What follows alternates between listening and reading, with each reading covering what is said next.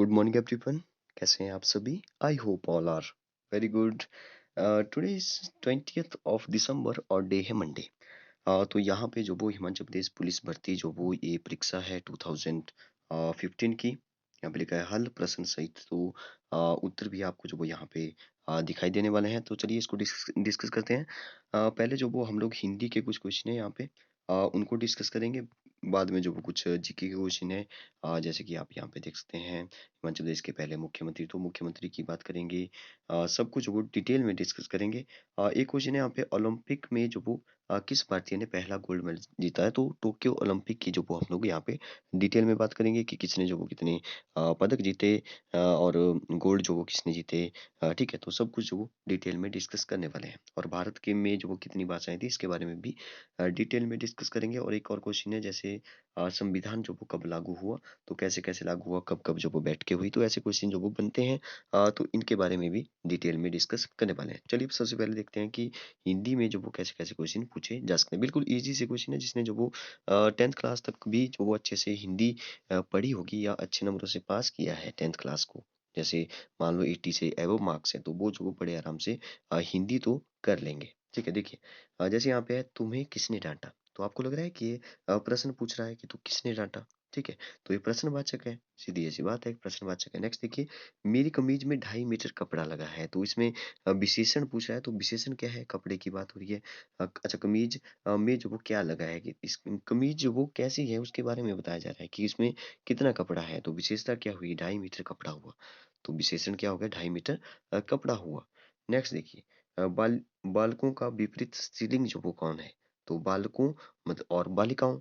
ठीक है, बालक बालिका हो गया, बालकों का पूछ रहा है तो बालिकाओं हो गया। ठीक है, कृष्ण ने कंस को मारा तो इसमें जो वो कृष्ण ने मारा तो कृष्ण जो वो करता है। और क्या हुआ मारा किसको? कंस को मारा तो कंस जो वो कर्म हुआ यहाँ पे। ठीक है, तो ये तो बिल्कुल इजी सा पेपर मुझे लग रहा है। लेकिन हिंदी में जो वो बिल्कुल ऐसे इजी इजी क्वेश्चन ही पूछे जाते हैं कांस्टेबल की भर्ती में। तो देखिए यहाँ पे नेक्स्ट लिखा है कि विद्यालय का संधिविच्छेद। हाँ, 1-2 संधिविच्छेद तो वो ज़रूर आएगा। विद्या जमा आलय, ये तो आपने छोटी क्लास में जो वो बहुत रटा होगा। विद्या जमा आलय, विद्यालय। तो आप जो वो विद्यालय जो भी मतलब प्रीवियस ईयर में पूछे जाते हैं तो उनको जो वो आप ऐसे जो वो अगर 10-15 और जो वो लिख करके जो भी पहले पूछे जा चुके हैं, ठीक है? तो वैसे ही जो वो कई बार रिपीट भी हो जाते हैं तो उनको आप अच्छे से प्रैक्टिस करें।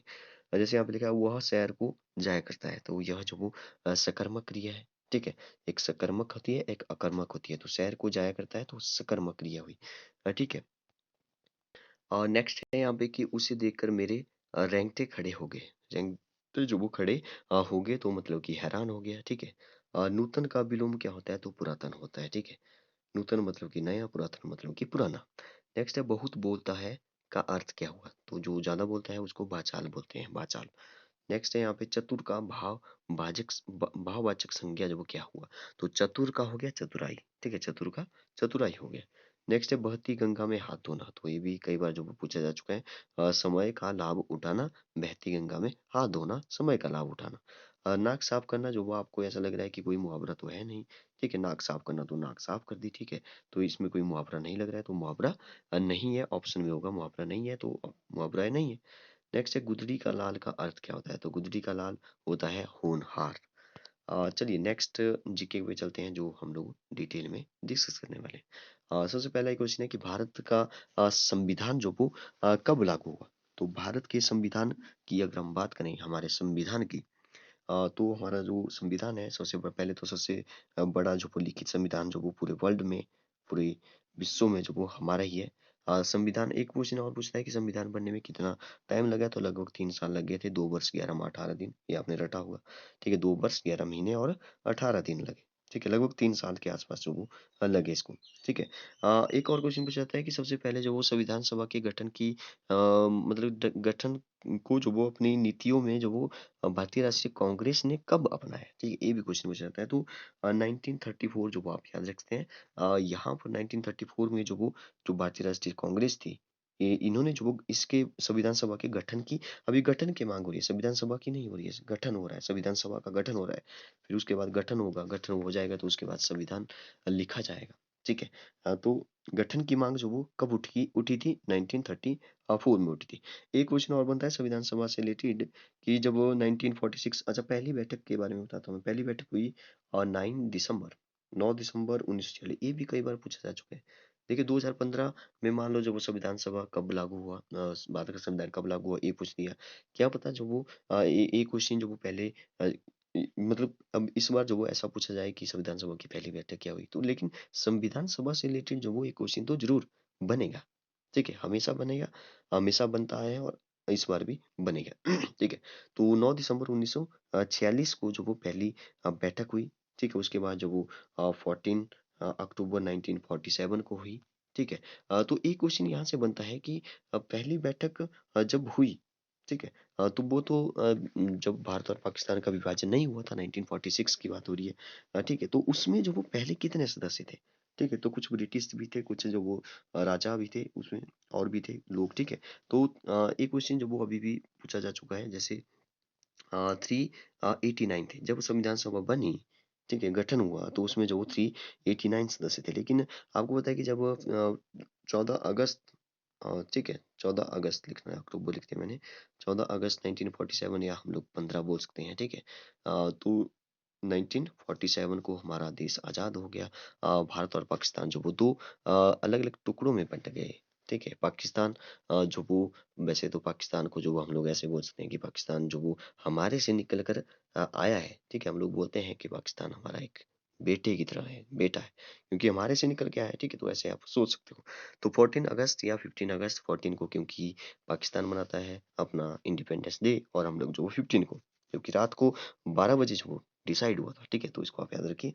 तो तो ये पूछा था कि 389 थी पहले जब संविधान सभा बनी, तो बाद में जो विभाजन हो गया। ठीक है, विभाजन हो गया तो कितनी जो वो पाकिस्तान के पास चली गई सीटें, सॉरी सीटें मतलब कि सदस्य, और कितने जो वो भारत के पास रहे। तो याद रखिए भारत के पास 299 जो वो सदस्य थे भारत के विभाजन के बाद। ठीक है, तो 299 अगर कुल पूछा जाए तो 389, अगर भारत में पूछा जाए तो 299 सदस्य थे संविधान सभा में। ठीक है, तो इसको आप याद रखिए।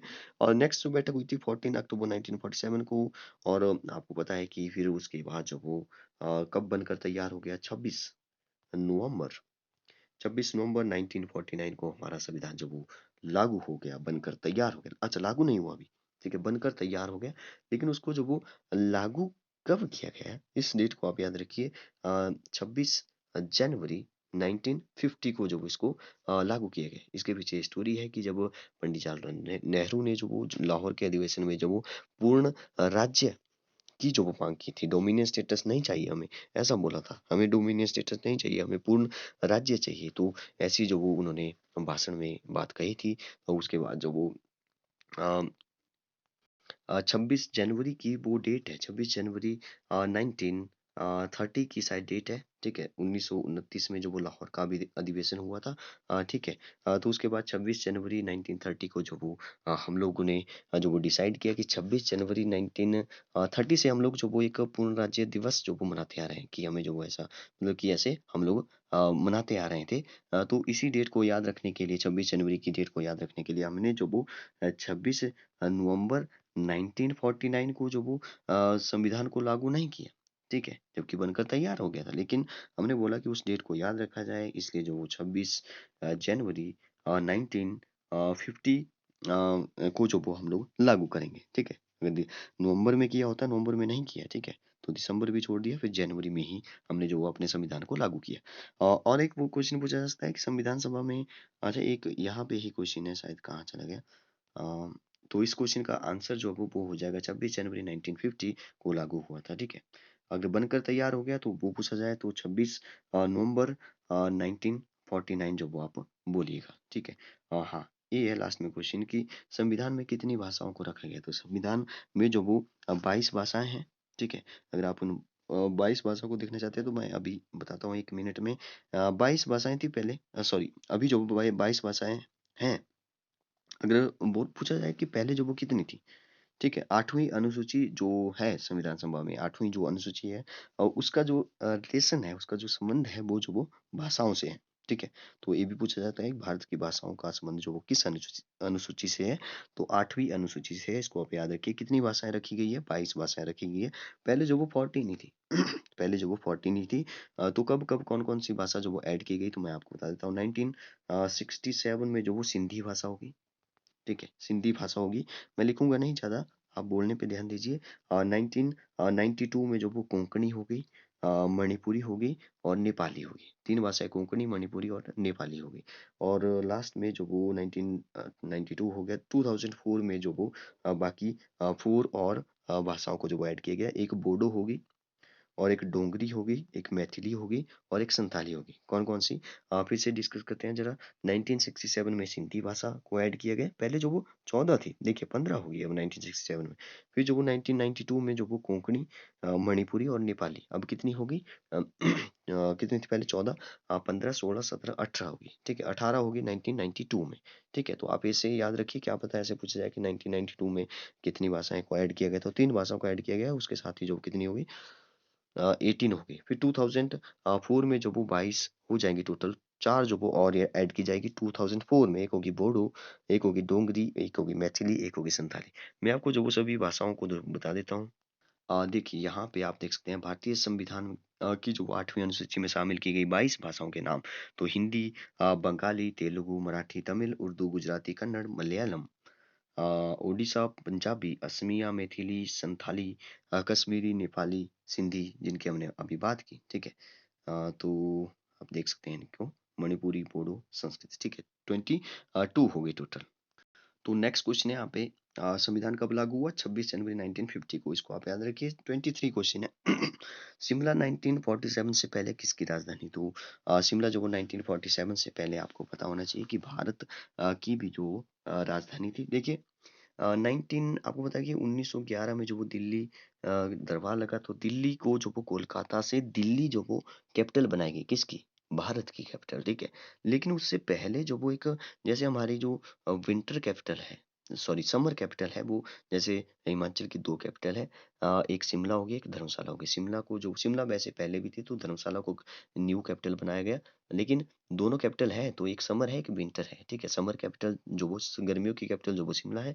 आजकल जो वो कहाँ पर है, जैसे सर्दी है आजकल, तो धर्मशाला में है, ठीक है। तो शिमला और धर्मशाला, वैसे ही जो वो इंडिया की जो वो 2 कैपिटल हुआ करती थी 1911 से पहले भी, एक कोलकाता और एक हमारी शिमला हुआ करती थी हिमाचल प्रदेश की, ठीक है, जो आज हिमाचल प्रदेश की है। वैसे ही भारत की जो वो एक समर कैपिटल शिमला और कोलकाता जो वो विंटर कैपिटल हुआ करती थी। लेकिन 1911 में आपको पता है कि क्या हुआ, दिल्ली जो वो न्यू दिल्ली जो वो नई कैपिटल बनाई गई, ठीक है, कोलकाता से दिल्ली में शिफ्ट हो गए, ठीक है। तो दिल्ली तो वैसे ही जैसे विंटर कैपिटल थी, तो विंटर ही रही, लेकिन साथ साथ में समर कैपिटल जो वो कौन रही? शिमला रही। तो इस बात को आप याद रखिए, शिमला जो वो हमारी अविभाजित भारत की जो वो कैपिटल थी। तो अविभाजित मतलब कि अभी विभाजित नहीं हुआ था, तब की जो वो शिमला जो वो राजधानी थी, ठीक है।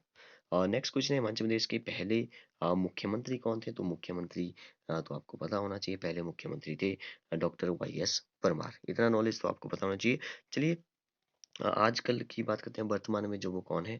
तो मुख्यमंत्री जयराम सिंह ठाकुर, जो हमारे मंडी से है, सिराज विधानसभा क्षेत्र से हैं। चलिए इनके बारे में थोड़ा सा डिस्कस करते हैं। तो ये स्क्रीनशॉट जो वो मैंने यहाँ पे ऑफिशियल वेबसाइट से लिया है, हिमाचल की हिम प्रगति शिखर की ओर हिमाचल मुख्यमंत्री कार्यालय हिमाचल प्रदेश। तो आप यहाँ पे पढ़ सकते हैं, मंडी जिला की सिराज विधानसभा क्षेत्र की ग्राम पंचायत मुरहन मुरहग, इसको आप याद रखिए कि तांदी गांव में जो वो एक तांडी नामक स्थान है जहाँ पे चंद्र और भागा मिलती है। लेकिन ये जो वो तांडी गांव है, जो कहाँ पे पड़ता है? ग्राम पंचायत मुराहग में पड़ता है, विधान सिराज विधानसभा क्षेत्र मंडी में पड़ता है, ठीक है। इसको आप याद रखिए।